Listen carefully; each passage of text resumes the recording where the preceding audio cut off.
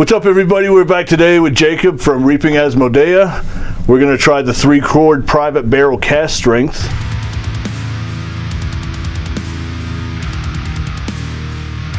What's up, folks? We're here with Jakub today, bass player extraordinaire. We're going to talk a bunch of music and stuff, drink some whiskey. Yes. Let's pop the cork, try this out. This is the 3 Chord Private Barrel Cask Strength, coming in at 58.3% ABV, 116.6 proof, and it looks pretty damn good in the glass so far. Hell yeah. Good color. Yeah, man. So 3 Chord, I don't know a ton about it, but I do know that it's started by a guy named Neil Giraldo, I believe, and he is a musician and works behind the scenes with big time musicians, and he decided to get into the bourbon whiskey game. And it's, you know, I believe the basic mantra behind it is bourbon by musicians for musicians. So I'm excited, man. This is a private barrel pick, which means that the store got to choose from a bunch of different products from the same company, the same, you know, blend of whiskey, and they picked their favorite. So nice. Well, and I like the little pick shaped barrel pick. Yeah, they did a good job. You got to go with the theme, right? Hell yeah. Cool. So let's get into this, man. Let's see what you get on the nose. Ooh, that's interesting. I'm getting a little honey on that. Some spiciness, but definitely spicy. I almost wanted to say peppermint at first, but that I could. You said peppermint, and I thought mouthwash, but mouthwash isn't a great note to get on a bourbon, so I wouldn't suggest. I was thinking more candy cane, I guess. Yeah. Oh, you mean like the little red and white peppermint candy? Yeah, little candies. Yeah, there's definitely some mintiness to it. That's a note that you'd normally get off of a rye bourbon, I believe. So I'm not sure the mash bill on this one, but yeah. But yeah, definitely can get that honey too. Definitely, man. A little bit of vanilla, a little bit of caramel, some barrel oak in there. Ready to dive in? I'm ready. Cheers, Cheers.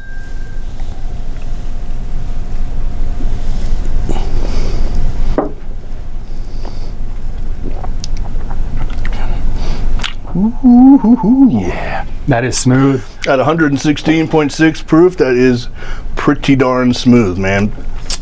Little warm on the back end. You definitely get that hug going down your chest, but it's to be expected for a high proof bourbon. Yeah, but it's like a comforting hug. Yeah. It's very nice. And it is very barrel forward for me anyway. Barrel and spice is the main notes that I get on this. Yep. There is some sweetness there, but this is more of a savory bourbon, and I'm not mad about it. It's pretty damn good. Yeah, definitely not overpowering with sweetness. There's a lot of bourbons that I don't enjoy because they get too sweet. Yeah, definitely, man. So speaking of, what are some of your favorite bourbons that you're a go-to right now? So I gotta admit, I don't buy bourbon very much. Okay. I'm usually more of a Scotch guy. Okay. A lot of the smoky and peaty stuff, the tire fires, if you will. Yeah, like licking a creek bed. Yep. So I think that's part of the reason I don't go sweet when I get other whiskeys, because I'm just not used to that sweet stuff as far as what I drink at home. No doubt, man. Yeah. And you know, it can be very overbearing with bourbon, man. A lot of bourbons are sugar forward, though, like we were talking about with rum. You know what I mean? It's just, sometimes it can be just a little too intense. But well, talk about your scotches then, man. What are you into as far as scotch goes? Lately, it's been a lot of Ardbeg. As far as the brand and the price, I really like the taste that I can get for the price that those tend to be at, like in the $60 to $70 range a bottle. Nice. I think they do one called On Oa, and there's another one. I think the number 5 is in the name. But yeah, I've been really into that. Lagavulin and like Lafroigs are also both great as far as that flavor profile. Cool. But again, for the price and the type of flavor that comes out of it, Ardbeg has been my go-to for the last, I don't know, 6 months or more. So. Yeah, also, well, we are a whiskey channel, you know, even though we do specialize in bourbon, so we're always looking to get educated and, you know, give the viewers something new to kind of tune into as well. So it's good to have a Scotch drinker on. Oh, yeah. So as a Scotch drinker, how do you feel this bourbon comes across? I would definitely buy this and have it on my shelf at home. Absolutely. Nice. And again, it doesn't, have the smoky and peaty stuff, but like you said, being barrel forward, having that spice to it and not being overly sweet definitely fits what I would enjoy for a nice sipping whiskey to have in my house. Absolutely, man. Keep in mind, I don't know if it's the same with scotches and other kinds of whiskeys, but a lot of bourbons, it takes a couple of minutes, sometimes longer, for the oxygen to hit it and kind of open it up as far as, your smell and your taste goes. So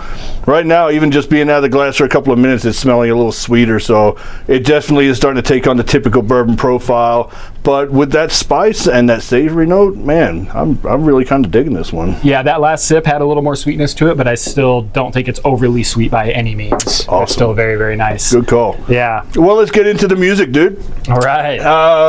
Jakub's a badass bass player, man. Anyone that knows his bands knows what he does. Let's talk a little bit about your history, how long you've been playing, and start out going to the bands that you've been in. Yeah, I mean, at this point, I've been playing bass for over 20 years. So that's how I got good. I just practiced for 20 years straight. That's, anyone can do it. But I really, really enjoy playing heavy music. That's my pride and joy. I do like other things as well, but when I was in my early 20s, I moved up to the Twin Cities in Minnesota and wanted to do the thing, get in a band, and I was lucky enough to get an audition with a group called With Dead Hands Rising. Okay. Played a handful of tours with those guys, and then that's actually where I met Alex and Daniel from Reaping as Medea. Nice. So once that band was done and they started Reaping as Medea, after a bit, they hit me up and were like, "Hey, you want to come get back into it and play with us?" I was like, "Absolutely." That was a great fit too, man. So you were in that band for a while, and then you took a hiatus, and obviously now you've been back for a bit. You want to talk about that whole? Yeah. So I was in the group for a little over 4 years. Did a ton of touring. It was super fun. Released the album Poison of the Earth, which has an anniversary coming up as well. That's a badass album. It was super fun to make. A lot of fun to play live. But yeah, just other life things came about. Left the band, ended up moving to Colorado, and fast forward quite a few years, and they hit me up. I guess it's been like 2 years ago now, and it's like, "Hey, what would you think about coming back and playing some bass with us again?" And I was like, "I think that's a great idea." So a quick little insight. I've played in a band with Jakub before. We jammed for about a little less than a year, I think, in the Medina Grooves. It's a fun project.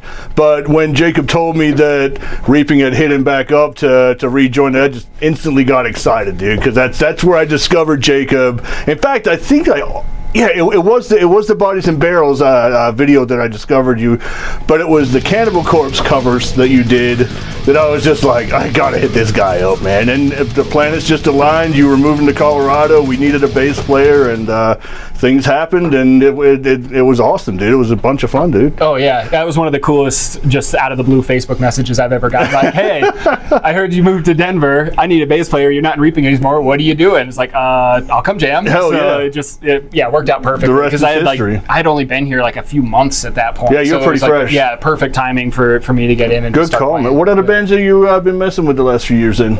So, like right after I moved and right about the time that I was joining Medina Grooves, I got in a group called Kaleidoscope. Okay. Kaleidoscope hasn't been as active over the past couple of years. Again, just life things, but definitely have not called it quits. But it's like electronic funk. If you get into the subgenre, it's more of a future funk when it comes to the dance and electronic music. Super fun to play.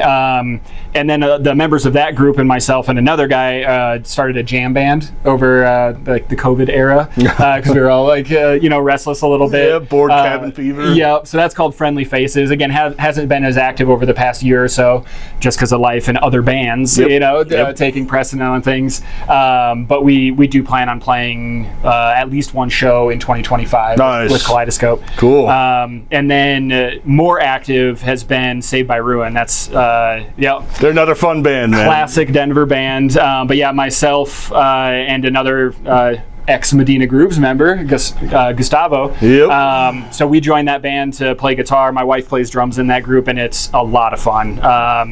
Definitely come out and see a show. We don't have anything on the books right now, but we do have new music coming out by the end of the year, actually. Nice, very cool. Coming up pretty quick for some new Saved by Ruin. Excellent. So speaking of new music, I believe Reaping also has some new stuff coming up, right? That is right. We released a new single, Shattered Leviathan, in October. That is so heavy, dude. New music video out for that. Yeah, dude, it's super fun. Yep.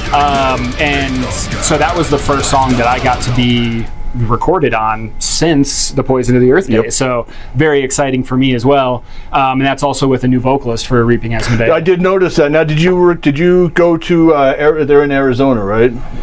No, he's actually a Minnesota boy as well. Okay. So you tracked in Minnesota then? Yep. Wow. What was the studio?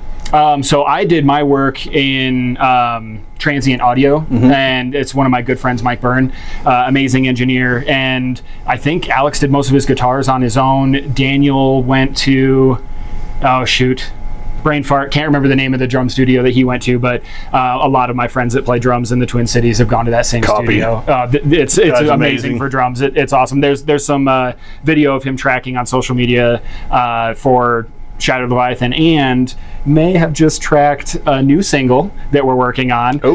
So be looking out on our social media for some sneak peeks of us doing some tracking for that, and that is slated to come out early next year. So more new Reaping on the way. We're very excited about Dude, that. you're staying busy, man. Very busy. Yes. Speaking of busy, shows, tours? So Reaping Asmodee has 3 shows before the year is over. We'll be going out with Born of Osiris playing Twin Cities, Minnesota, and then Chicago and Indianapolis. So all that will happen right before Christmas. Gotta get you a Denver show at some point, man. So we were slated to do a Denver date. Things didn't work out as far as that tour and getting it going by the end of the year, but look for us in the spring. We will be coming around. So excellent, man. Yep. Still have to get some things finalized, but that's the plan for sure. Excited for that, dude. Yep. Well, we're really stoked that you stopped by today, Jacob. And thanks for having me. Yeah, man. This bourbon's been great. It's good to learn a little bit more about you and what's coming up and stuff, dude. Appreciate it. Cheers all the way. Cheers.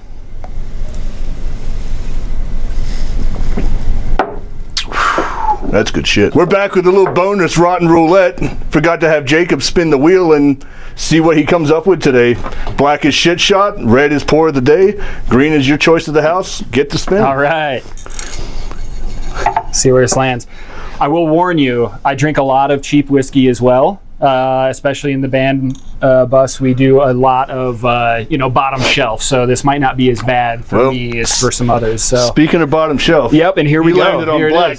Yep. So I gotta not look because I'm sure I've had some of these before. A box of shit shots. See what happens. Get down to the bottom here. What do we got? Canadian Mist, a classic. Classic. That's actually probably one of the nicer ones in the box. There's some really nasty shit. Yeah. So overall, not that bad. I would say you can make it worse though with Mountain Dew or grape soda. I've done both, so I don't recommend it. I don't think we have any of that on hand. Otherwise, I'd be suggesting that. Go right ahead, man. In the glass and down the gullet. In the glass and down. It's good sport right here, man. Smells like Canada. And there we go. All right. Yeah. A lot of fun.